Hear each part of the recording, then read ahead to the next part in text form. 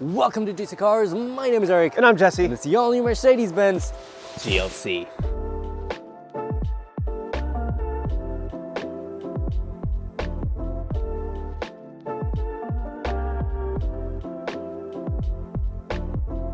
...2024 GLC 300. All-new generation. Pretty much, I mean, do we count the GLA and the GLBS entry level? I mean, they're very entry level. They're like entry. Yeah, so this is the proper, like, first full-on Mercedes entry level SUV, I'm gonna call it now. And yeah, like you said, it's all new, and we have some thoughts on it. Some thoughts, but first let's... Which is talking about the exterior first. Yeah, Yes. let's talk about the exterior first, interior, and then we're gonna drive it. Yes. What do you think of this obsidian black metallic painted GLC 300, sir? I mean, the colors, it's black. It's black. Well, it does sparkle under sunlight, but it's Canadian winter, so you'll never see sunlight. What is it? I'm just popping vitamin D pills. Yeah, it's just like you pop those pillies every day. We have about 6,000 Mercedes logos up front Oh, here. true, I didn't realize those are Mercedes Just cars. as you didn't realize it was a Mercedes. Wait, is this more than the AQS?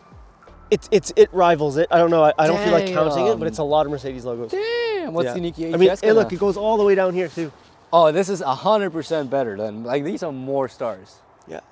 Damn. Yeah. Okay, and we have of course, two more. Yeah, Two just and then of course it's written on the windshield, Mercedes. Mercedes. It's a sharp looking front end. I'm actually a big fan of these daytime running lights. They nailed the lights on this thing. Like, this looks really good. We got the AMG line package, right? It's not an AMG, it's a GLC 300, but we got the package. I think this is actually a really good looking SUV. I'm liking these hood lines. So good, and Very sharp. that's where I love the black in Mercedes, because it's just kind of like waves. But one These thing I hate- wheels, God, they're so ugly. Sorry I stole your thunder there. Sorry, but I was gonna say one goddamn- thing I hate. And these are these wheels. Yeah. So, God, they're so ugly. Like, why do we have EV wheels on a non-EV? They do look like EV wheels. And they're like butt ugly. I think they look nicer if they were just black, maybe. I don't And know. this is the AMG package? Like, No, come on, no. guys. Come on. You know what my favorite angle, though, is? The back. Like, these taillights are sharp. really sharp. Really good. Like, this thing is, especially compared to the previous gen GLC, which looked kind of bulby and awkward. In general, I'm liking the rear end of most of the new Mercedes. Yeah, they got some, it's funny, they have some of the worst designs, some of the best designs. Yeah. And this is a banger. Yeah, it is. But, should we get into the interior? Yeah, it's windy. I want to. Yeah, let's go there. Heated seats. Yes, I'm a step ahead of you. Okay, all new GLC interior. I quite like it, actually. Pretty sharp looking. Right? First of all, no piano black. Yeah, see, they don't have this is usually piano black in most Mercedes. Yeah. Thank God it's not. Whether you like this material or not, it's better than They piano call it black. metal weave. And It's just a fake carbon fiber type of type of but look. you know, it looks actually really cool. It's sharp. And I love the vents. These are not the cheap. I like that they click. Right. They're So sad. kind of they're not they're They're still cheap-ish, but they're not as bad. but they're not like the Fisher Price EQ vents that we are come to expect. And a lot of the materials in here are actually pretty good. Like, I like that steering wheel. I love this. I love the AMG. I think the AMG steering wheel is my favorite steering wheel on the market. But this goddamn piano black Yep, piano black. on the way here was pissing me off because it's so smeary. Yeah, the piano black isn't ideal on that, but like this Nice. feels really good. The controls are good. Most of the leathers in here are not real. The vast majority is. They call it Artico. You won't notice. All I know is these are all soft touch. That's all I know. Yeah, and you know what's the best option in this car? The $450 option for this, because this is an option for this top spec kind of like leather Artico, and it's so nice. Nice. Especially up here, I think it makes a huge difference, and it's nice and wide, so you can actually put down your arm without an issue on here. Like, this is, of course we have some cheap plastic, Yeah, but that's but it's not an S class. it's not an S class exactly, so I can live with that. For the most part, it is really nice, and so are the seats. Yeah, very comfortable. Not the most flashy seats. No, they're fairly like standard looking, but heated ventilation is optional. We don't have that option in this GLC, and we have amazing ambient lighting, which I think looks really cool. And I always set it to purple because purple is the most flashy color in interior lighting. Some basic storage here with the wireless charger. Actually, you can actually reach it too. You which is can. nice, even if you have cups in. And yeah, like, Android Auto wireless, CarPlay wireless. yep, MBUX, the usual MBUX that we know. You spend a week with it for the first time ever. Yeah. Almost a week. I have some criticisms. I don't like where it's placed. Yeah, it's a little far down, eh? You kind of lose the peripheral vision. No matter what you're doing on this thing, you have to look off the road. So looking at your navigation, looking off the road, climate control, especially climate control, because you got different menus you need to go through. You're looking off the road. Not ideal, and it's also sometimes a little bit slow, although it's not bad. Yeah, like overall, I think it's still a good system. I do prefer iDrive 8. I was just going to say, I like the look of iDrive 8 and the function of it better. And I the like that it's integrations. right across. It's in your line of sight. To be fair, we do have a huge HUD in this thing. Like Yes. we have like the EQS, EQE kind of HUD, or I think the EQE kind of HUD. The EQS is an even bigger one. This is actually bigger than the S Class we have. Like the HUD is huge, has all the information in it. The gauge crest is literally the same one as in every single Mercedes that doesn't have hyperscreen. Very customizable. Very customizable, still not as customizable as the previous version of this screen where you could literally customize every single gauge. Kind of wish that would be coming back. And I have to rescind one criticism from previous Mercedeses. I was saying that when you're in Android Auto, you have no way of changing your station, your radio station or your track. I was just really blind. Well, yeah, you can do it for the gauges, but were these buttons always here? Like, I feel like they weren't always here. I gotta go back, but like this allows me to change tracks and radio stations and very quickly. So if that's what's here all the time, I apologize. A big moonroof, sunroof, whatever it's called, a big, huge, and second row passenger space is about in line with what I would expect. It's adequate, more than adequate. Yeah, it's comfy. We do not though have rear USB-Cs. Those are optional. Didn't spec them. We also don't have rear heated seats. Optional. Didn't spec them. So, I feel like for the price, I mean, we'll talk about price later, but for the price point, I feel like those should have been included. But unlike in the C-Class, we have not only one USB-C, but 2 and 3. Look at that. I can't believe the C43 had one port in the entire car. I can't get over that. Yeah, that was a weird one. But we have triple the amount of ports. Lastly, trunk.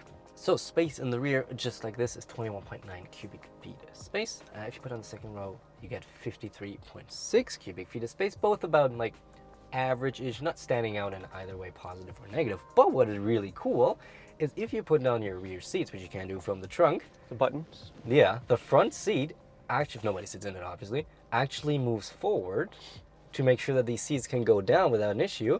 And if you put them back, the seat comes back. It's pretty cool. Because we've been in cars before where you pull up, put down the second row and just slams into the front seat. And then you got to come forward and manual adjust. And it's really annoying. And this one just does, I've never seen that. Clever thinking, Mercedes. But, shall we hit the road? Let's go. Alrighty, out on the road in the all-new GLC 300. Should we send it? Sport mode, brake torque. Whoa, okay, what's happening there? I was just, okay, just lost motivation there. Yeah, we lost power for a second there. Like, also pumped in audio at 100% right there. That's kind of odd. Like, it had a good launch, and then I never felt that when I was driving it. Halfway through the gear, it just was just like, no. I'm not going to give you any more power. The launch was good, though. Yeah, the launch was really good. I mean, we hit like city speeds and like that. But beyond, let's see what happens if we do this once more. I know from like rolling from a 20. Yeah. Kind of does a better job. Yes, 20. It's just.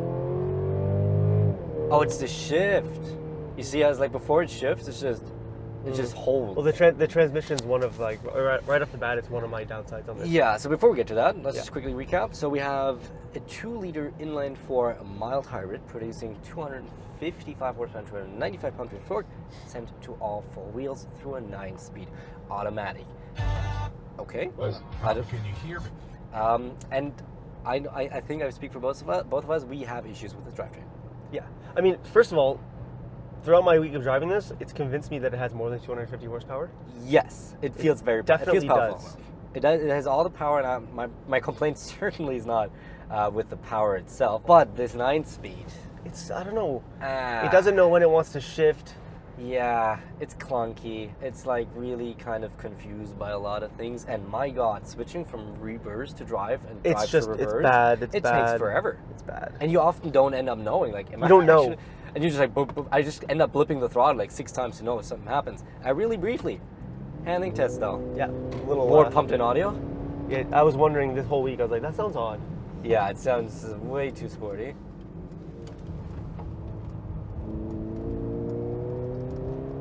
mean, it was alright.